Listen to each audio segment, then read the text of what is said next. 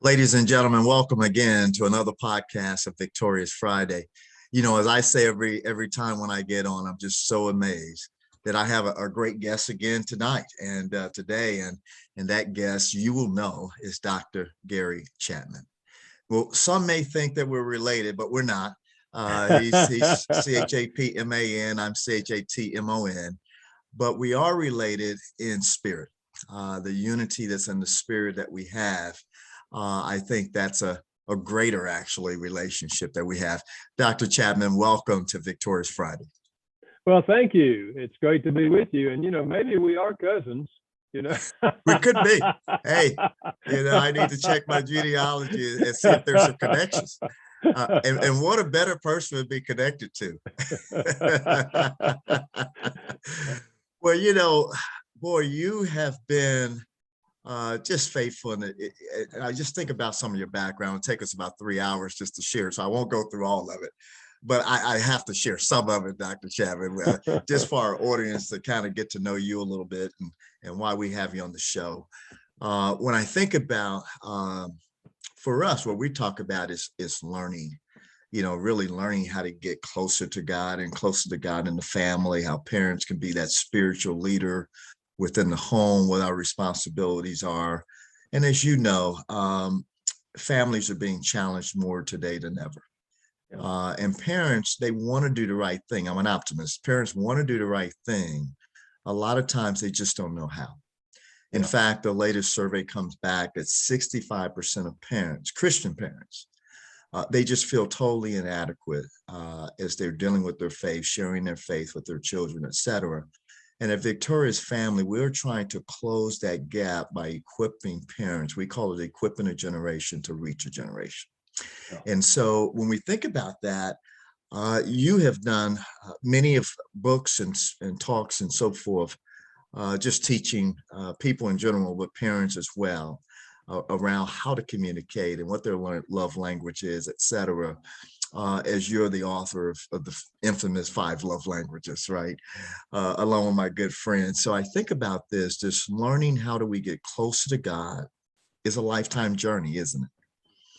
It is indeed. I think it's like any other relationship in this sense. Relationships are either growing or they are regressing. They never stand still. And our relationship with God is either getting better and closer or we're drifting apart. And so my heart, and I know your heart, is to help people move closer to God, have a deeper relationship with God. That's going to enhance everything we do in the family and beyond the family. Yeah, it really is. And one of the things we struggle with among many is just how we communicate with one another, right? And you have given us some amazing lessons and some teachings on how to do that well. Tell us a little bit about 5 love languages, how that come about, and just, how do we communicate better? We want to, right? Sometimes we just can't do it right.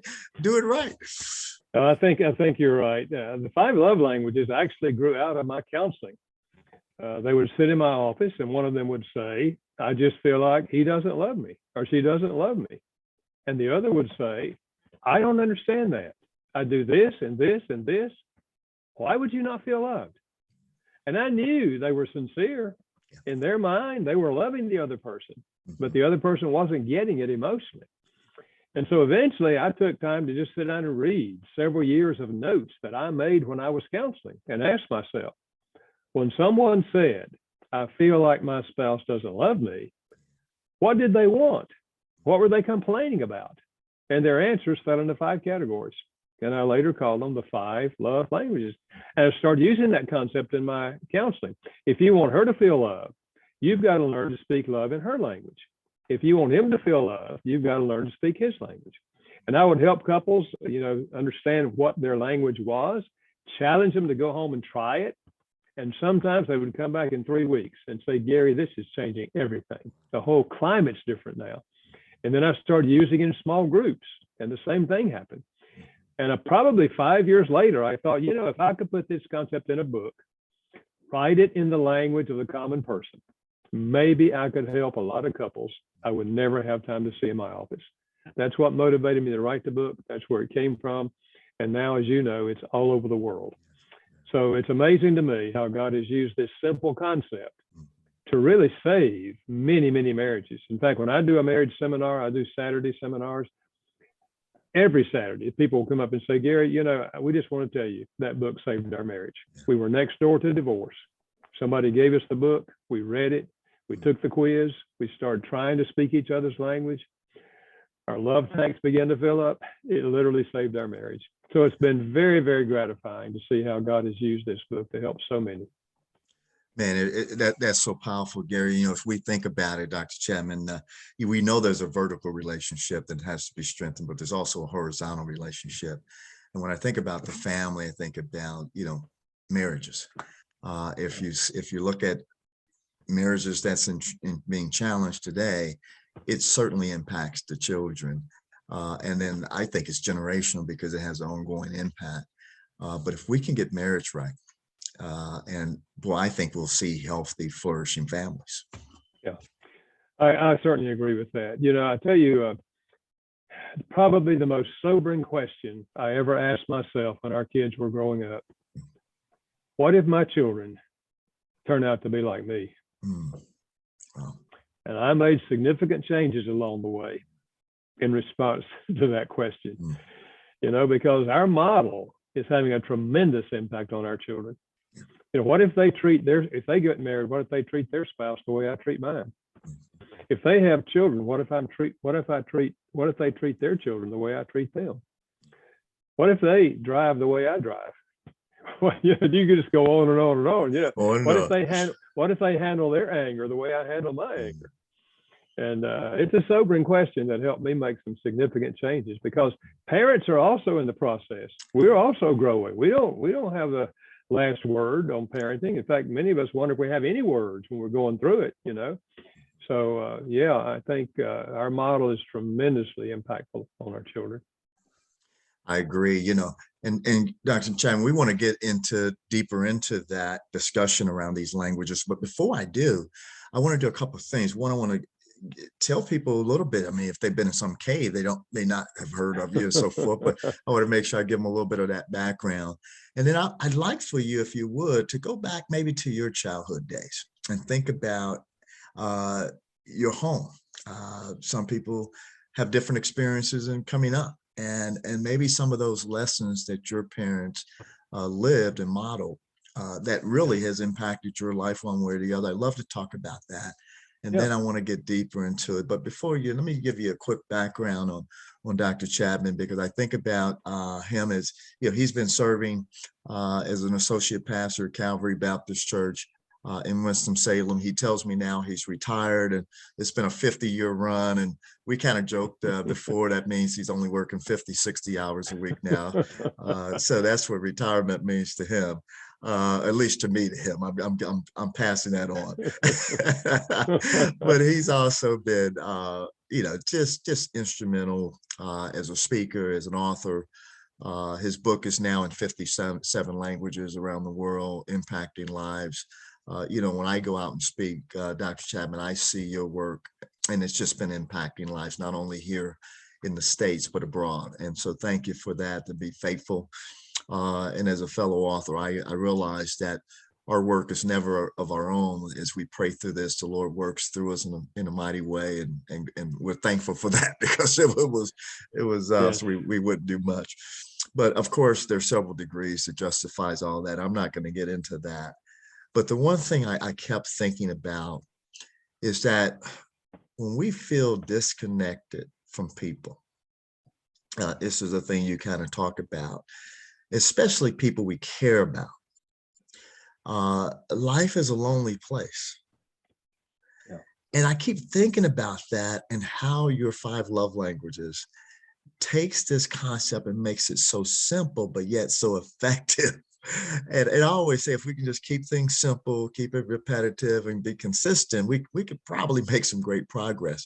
And you've done an amazing job with that, obviously through the Spirit moving in you, and to bring harmony to relationships. So what I want to start there is, did you experience some of that as you were growing up in the home, or what would you say your early days were like, and your home life was like? Yeah, I grew up in a small town in North Carolina called China Grove, not the one the Doobie Brothers sang about, but it was a small mill town, textile town. Both of my parents worked in the mill, and both of them were Christians. And so from as long as I remember, we went to church. And so I grew up in the church, very active there.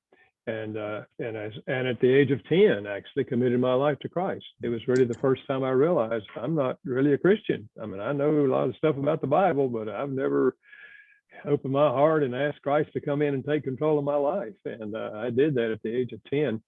I had one sibling, a sister, who was 4 years younger than I. And I think both of us always felt loved. Obviously, I didn't know anything about love languages, but my parents were there for us. They provided for us. One of the things I've always appreciated is that they let us help them work. Like my sister and I both wash dishes. I learned how to vacuum floors. And I might find so many people come to adulthood and they don't know how to do things like that. And we always had a garden in the backyard, and my dad taught me how to plant potatoes and tomatoes and all those kind of things. And so every spring and summer we were out there working in the garden, and taught me how to mow the grass and these things. Give me a work ethic. And to me, that's really important. I was I don't know, about a year ago, I was talking with some professional football players and their spouses. And we were sitting around the table, and one of them said, Dr. Chapman, we've been thinking about what are we going to do when we age out of football, because we don't know how to do anything else. All we ever learned to do from the time we were small is play football. And one of them said, yeah, I tell you what, I'm teaching my son how to run a lawnmower, So, I was greatly impacted by that environment, feeling loved, and also being a part of the family, that we did things together as a family. And I realized that thousands of children grow up in homes where that is not the case. They don't feel loved. Yeah. And sometimes they only have one parent at home, and usually that's a mother, And so my heart goes out to children who did not have a background. But, the reality is, though we are deeply influenced by our parents, we don't have to be controlled. And we don't have to, if they were bad, we don't have to turn out like they were, as we can give our lives to Christ, and we can make, decisions in a positive direction. And this is where I think often the church and Christians in the church come alongside children like that, and yet kind of become substitute parents, as it were, to them. And so, but I know I'm greatly blessed to have grown up in the home that I grew up in. Thank you so much for sharing that. So a lot of times we get into these discussions and people don't get to know you. They just get to know the work that you've done. And I wanted to get to know you a little bit. So thank you for sharing. We all know the challenges that face the families today. You've talked a little bit about it. We've fragmented families, single parents. First time I've known in my lifetime to see the numbers as staggering that we see. We're seeing things where moral and spiritual decay is declining. We're seeing parents have abdicated the responsibility to raise their kids in the faith, the church, Christian camps, Christian schools. We believe here at Victoria's Family needs to start in the home and be supported by the church. Church certainly has a role as the bride and so forth. It certainly must play a major role, I believe. I'm an elder in the church as well, and I believe in that strongly. But I just remember the days, Dr. Chapman, we used to sit around the table on Sunday and just talk about, the Lord's word and over a Sunday dinner and so forth. And just, we may have not understood most of it as they were reading the Dr. James, the King James version. Maybe every other word we might get an understanding, but at least we were there as a family talking about it on Sunday. Things have certainly changed, hasn't it? Well, there's no question about that. And I think that's why what you're doing and your organization is doing is so important in our culture. We need more and more of those kind of things going on, both in churches and outside churches, because parents who grew up in a home where they were not parented well, where do they turn? How are they going to learn how to parent their children? Because they didn't have a model. And I think that's why programs like you're doing and things like I'm trying to do and many other people is helping those who didn't have a model to look in the scriptures and find out what are the fundamentals here, just in terms of teaching children and training children. And love, of course, is one of those, because Yes. almost everyone agrees that one of our deepest emotional needs as humans is the need to feel loved. Yes. And if children feel loved, they're likely to grow up emotionally healthy. If they don't feel loved, they grow That's up with internal emotional struggles. And in the teenage years, they will often go looking for love in the wrong Yes. places. Mm-hmm. So it's so important for parents to learn how to effectively love their children. Yeah, I agree. In fact, people are always looking for them. What's the one greatest thing? What's the 8 greatest thing? I don't have one. I just tell them to love well. So that seems to work. So let's dive into it, because I think about parents and the communication, and let's just start there and we'll kind of work our way through. When I think about trying to be on this effective communication with my wife, and trying to understand her love language and my love language, I have no idea. I never seem to get it right. So I just kind of, after 40 years, I still haven't figured it out, Dr. Chapman. So you got to help me here. So I have a loving wife, man, 40 years together. I still trying to figure out what it's all about. Talk to me about this love language, the different languages. How do I connect? At the end of the day, how do I connect better with my spouse and also my children? Yeah. Well, let me just briefly list the love languages to start with, and they're in no particular order. But one is words of affirmation. You look nice in that outfit.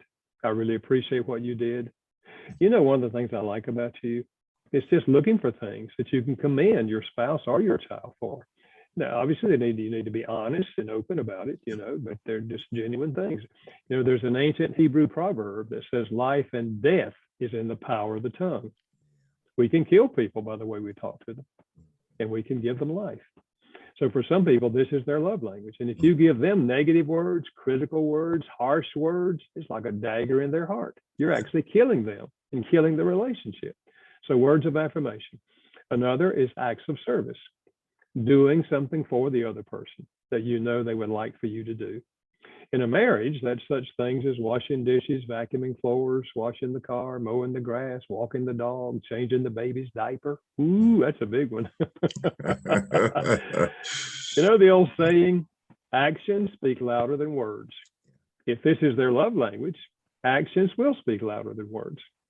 And then number 3 is gifts. It's universal to give gifts as an expression of love. My academic background before I studied counseling and theology was anthropology, the study of cultures. We've never found a culture where gift giving is not an expression of love. The gift says, they were thinking about me. Look what they got for me. And the gift doesn't have to be expensive. I had a man tell me the other day, he said, Gary, my wife's language is gifts. And I was taking a walk one morning and I saw a bird feather. And I picked it up and brushed it off.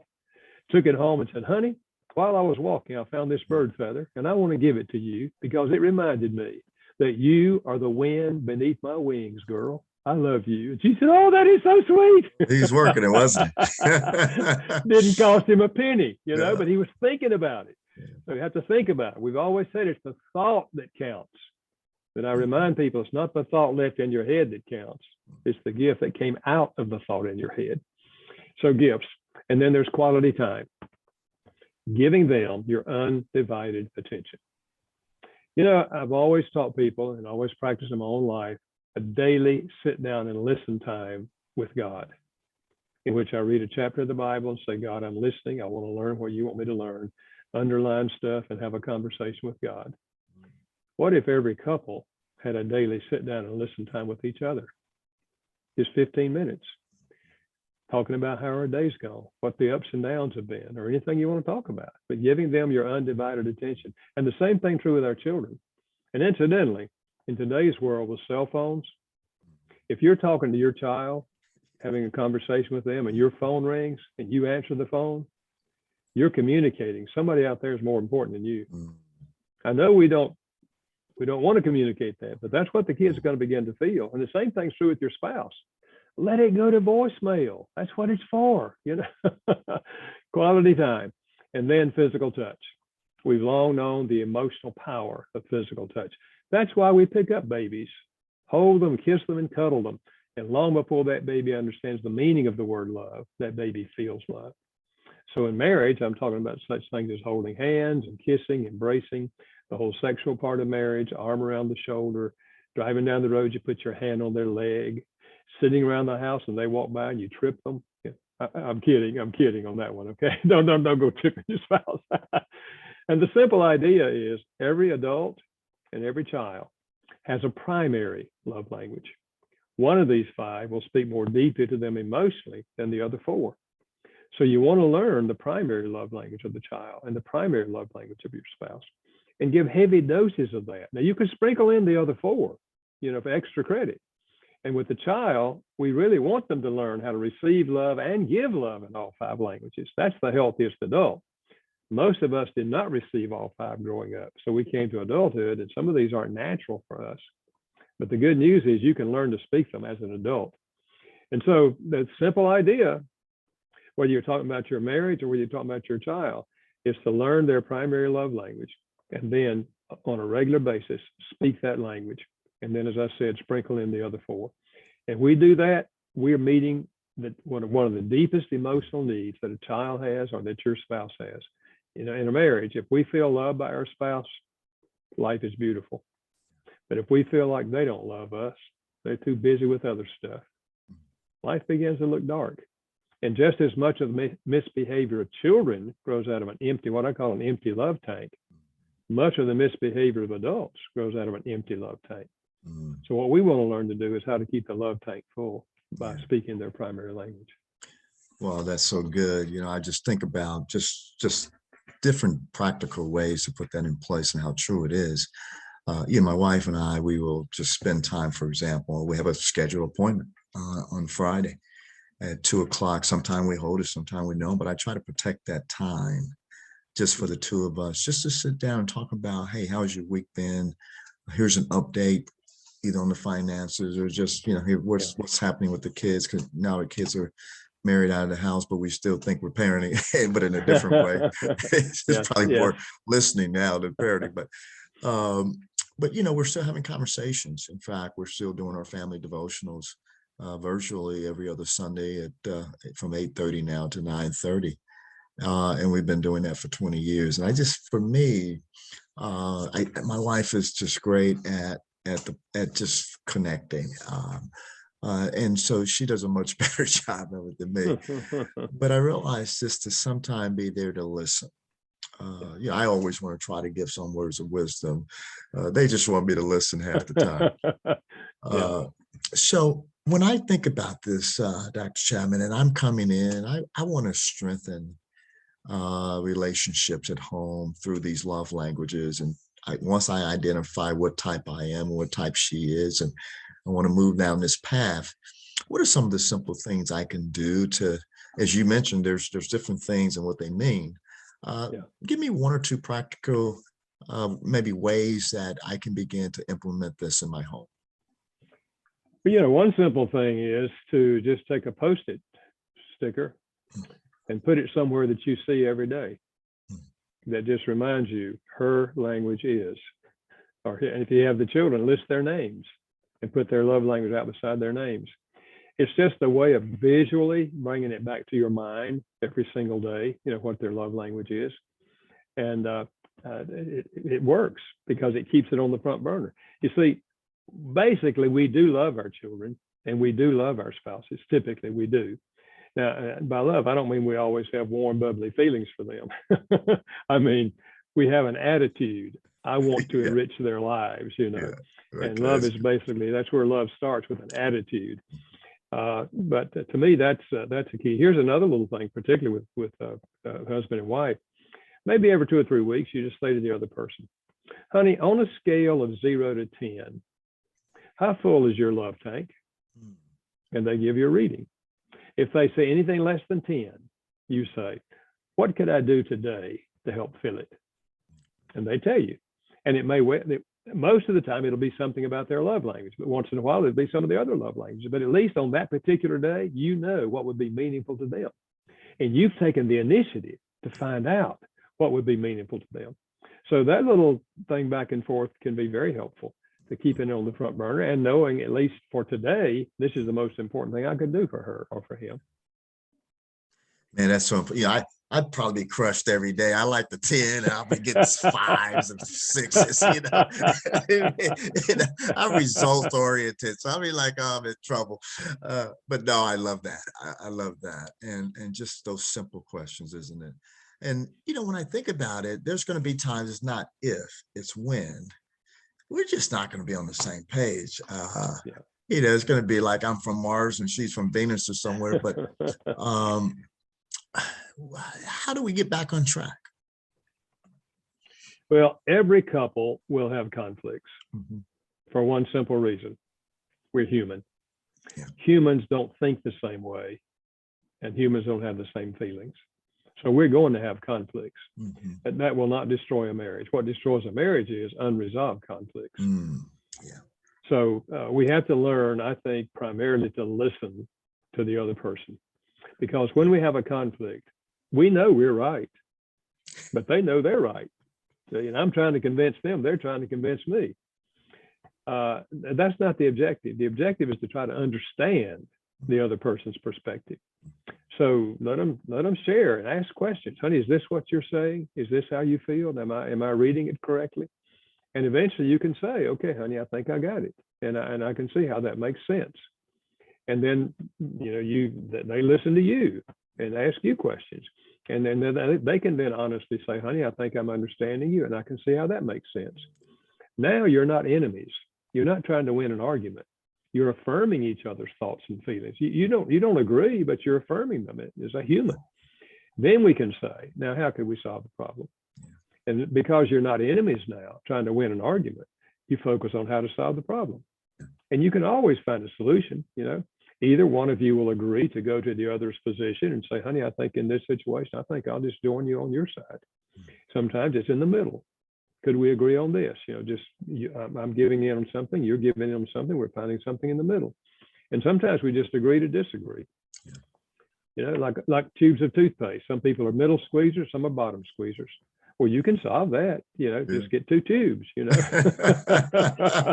And you solve that forever. Yes. Solve it forever. Well, ladies and gentlemen, we're here today with a very special guest, Dr. Gary Chapman, and we've just been talking really about his life, about his book and just work around 5 love languages and much more. And today, you know, I have with me just I call him a language champion with Chapman, and I'm really enjoying our conversation today, Dr. Chapman. Let me ask you this as we begin to wrap up.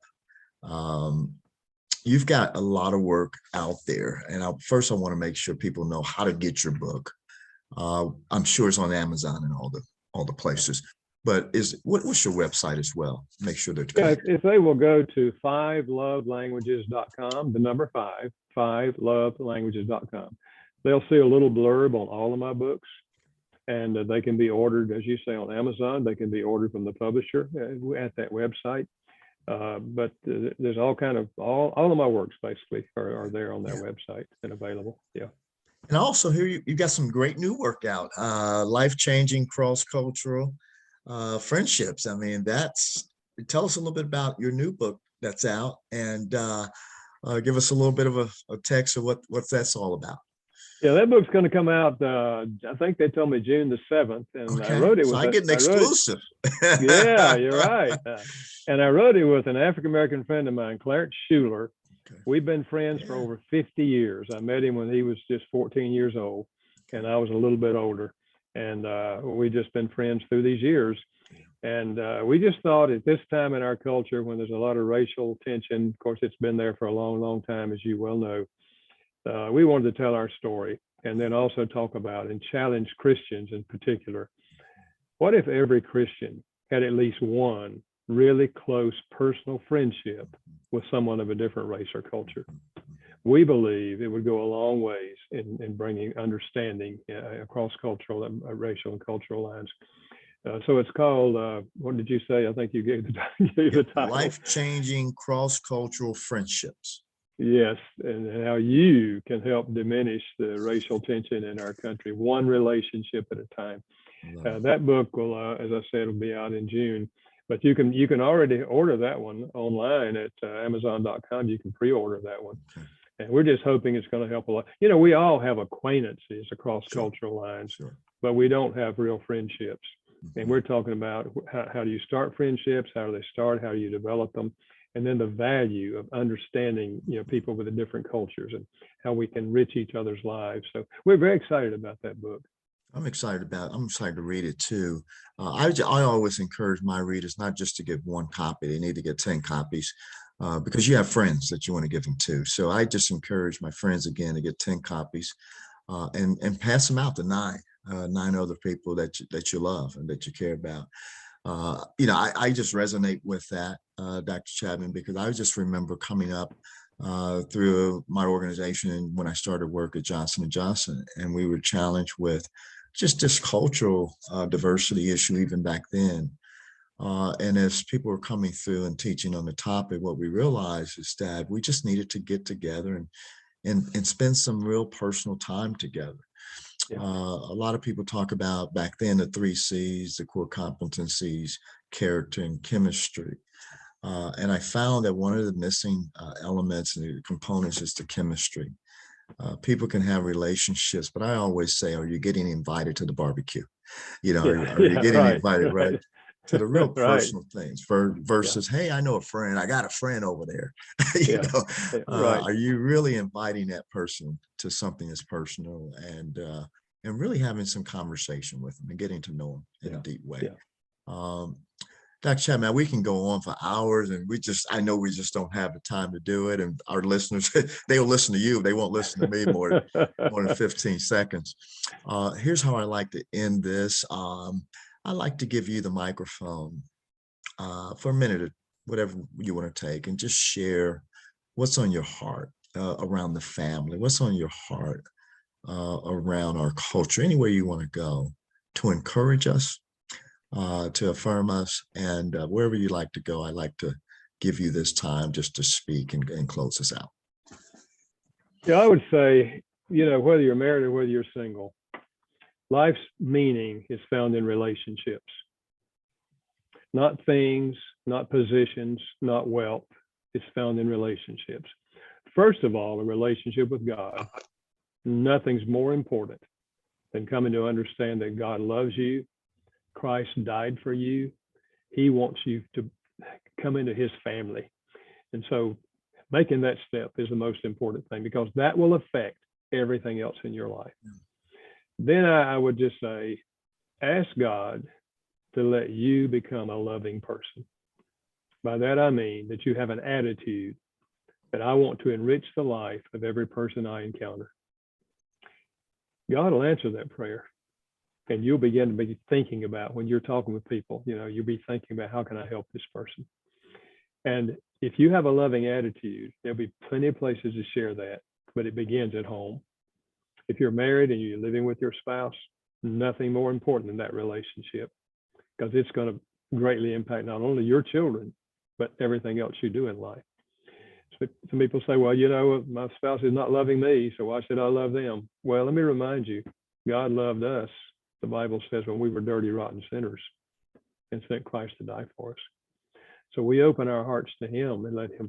The fact the Bible says the love of God is poured out in our hearts by the Holy Spirit. So if we open and say, God, let me love my spouse, even though they're not loving me.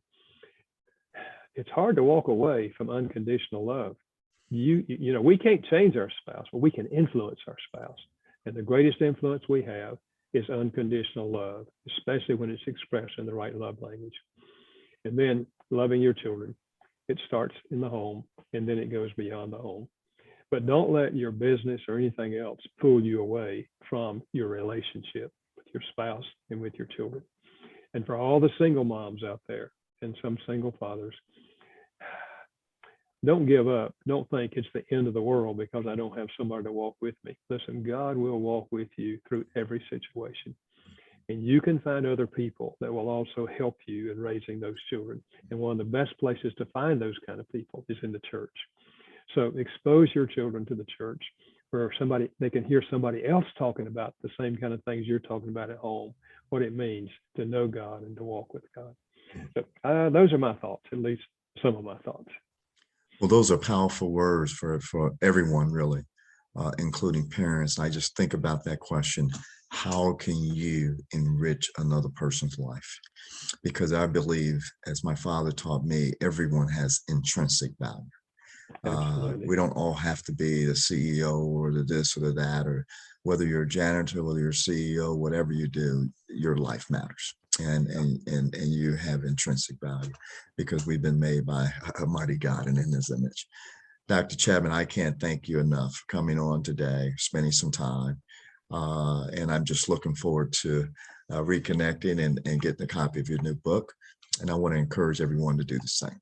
God bless you. Thank you. And same to you. Keep up the good work. Thank you.